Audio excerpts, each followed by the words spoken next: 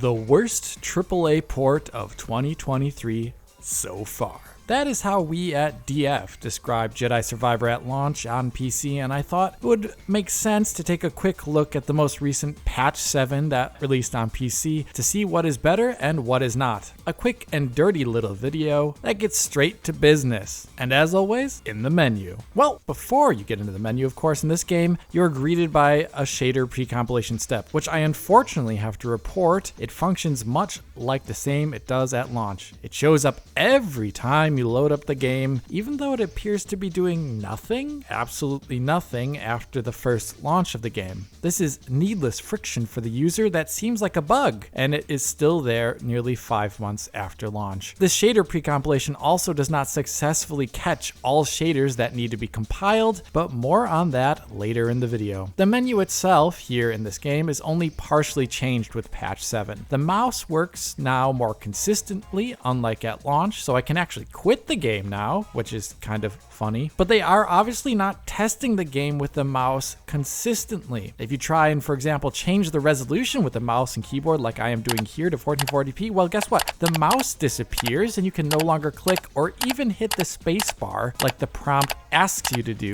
to confirm the new resolution. Such a basic thing in this game as changing your resolution still actually requires the controller to work. I don't think they're testing this game fully with PC peripherals. The menu options themselves are the same as at launch, more or less. Bog standard UE4 with not really great descriptions and no preview images, so it's bad. But hey, at least you can turn on and off ray tracing now without it breaking performance. I would say the options and user experience are only partially better as of patch 7, but still nowhere near where a modern AAA game should be. Another problem at launch was image quality, where the game's TAA was just okay and FSR2 was especially bad and left a lot to be desired. Thankfully now they've added NVIDIA's DLSS into the options. No XeSS though for Intel GPU owners. DLSS does wonders for this game's image quality. Any object in movement now actually retains a lot of its detail instead of being followed by smears, pixelization, and disocclusion fizzle that we saw with the FSR2. So the main character looks quite a bit better now while moving. Particles are also no longer just blurry with smudges that we saw with FSR2, as we can see with this garbage being spewed out of the pipe here. And this difference in particles can lead to intense differences, like we can see here with the obvious ghosting lines and brightness reduction on these sparks here with FSR2, something that doesn't happen in the 4K native with TAA presentation or in DLSS in performance mode. So I would say the image quality is now actually really good for reasonable performance thanks to DLSS in this game. And I couldn't say that before of FSR2. They have also added in frame generation with DLSS, but I will touch on that more towards the tail end of the video in the performance discussion.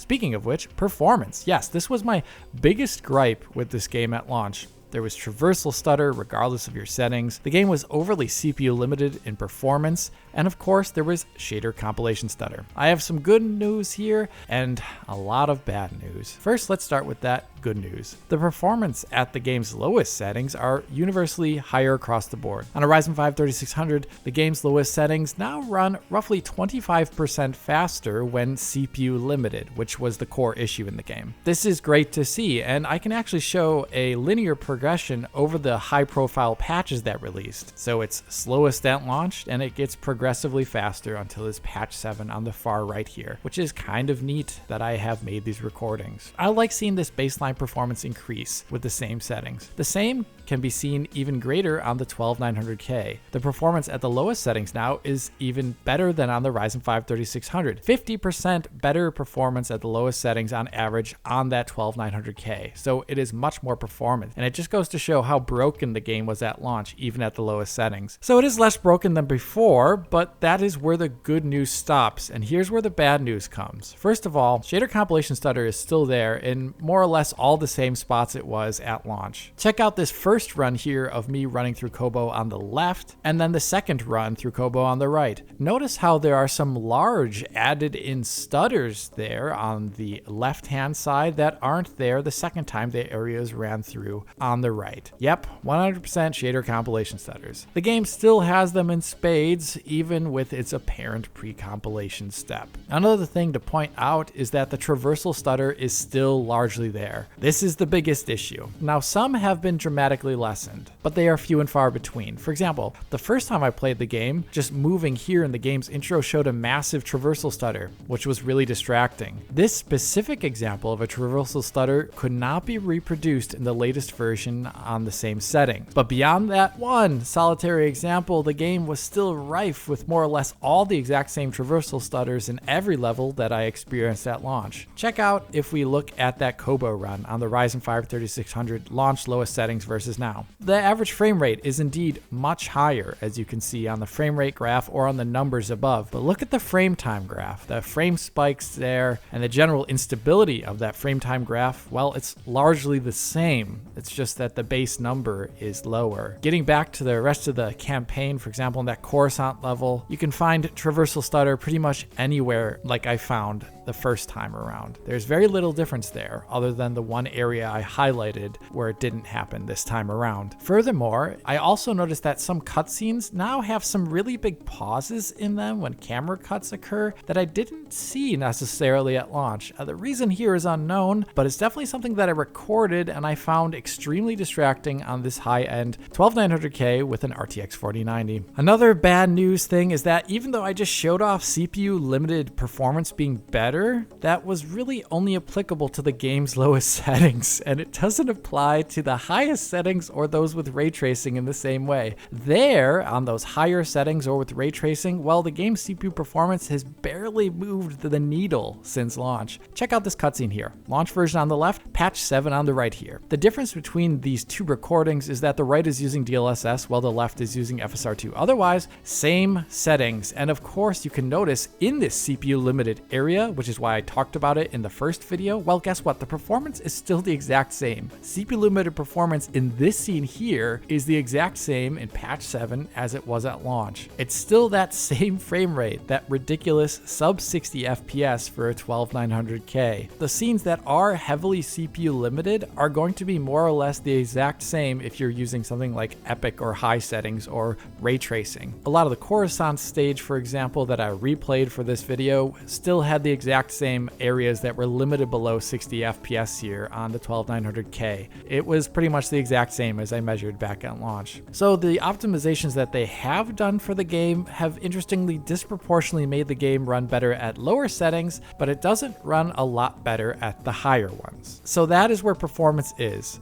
But they did add in DLSS 3. Can this actually help things out? Well, in like for like, when you turned it on in a CPU limited area like in Kobo, as I'm showing here on the Ryzen 5 3600 with higher settings, you will see that the nominal frame rate will increase pretty much by 2 times. And that's usual behavior of DLSS 3 frame gen when you're CPU limited. It's basically 2 times the frame rate. 39 average FPS on the left, 79 on the right. This would be awesome, but the huge caveat is seen in the frame times. Just look at them. Look at how erratic they are on both sides here, without DLSS 3 and with it. The raw numbers in the frame times might be lower due to DLSS 3 shoving in a new frame there, as the nature of frame gen is such, but the spikes are all there. And when you're playing the game with DLSS 3 on, I still perfectly see all that spiky frame time stutteriness. As my colleague Rich says, for frame generation, garbage in,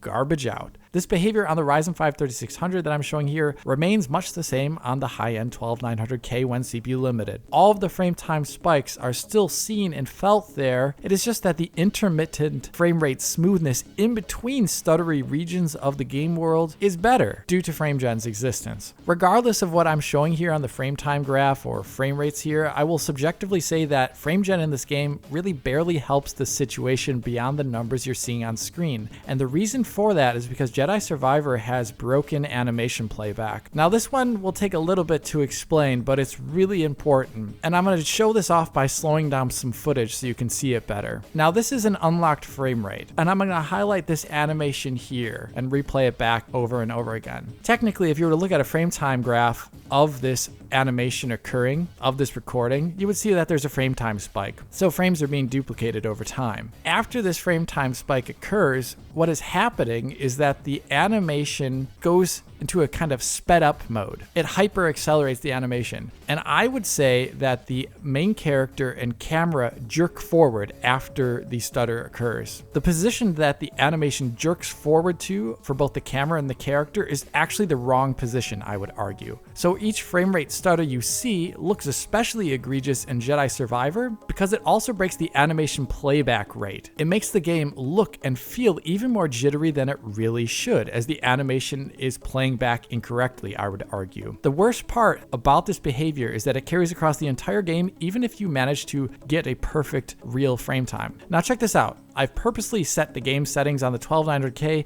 to those where I know the frame time is not going to spike above 16.6 milliseconds while running through Kobo. So the frame time graph here, as we're seeing in this recording, is going to be a perfect 16.6 milliseconds throughout. But running through this area, I would say on screen, if you look at it on something that isn't a phone, but a full, real PC gaming screen, well, guess what? I would say this doesn't look or feel like a flat 60 FPS. It'll still look and feel stuttery, jittery, and wrong at a number of moments. Now I will highlight why that is by slowing the footage down. In that same area where I showed off the frame rate animation looking wrong earlier, guess what? Even with a perfect frame time here, you should still notice how the camera and animation of the character skips ahead, hyper accelerates for a frame. Yes, the animation skipping is still occurring even with a perfect GPU frame time. This has dramatic consequences for the game, as even if you spend the time to get a perfect externally locked frame rate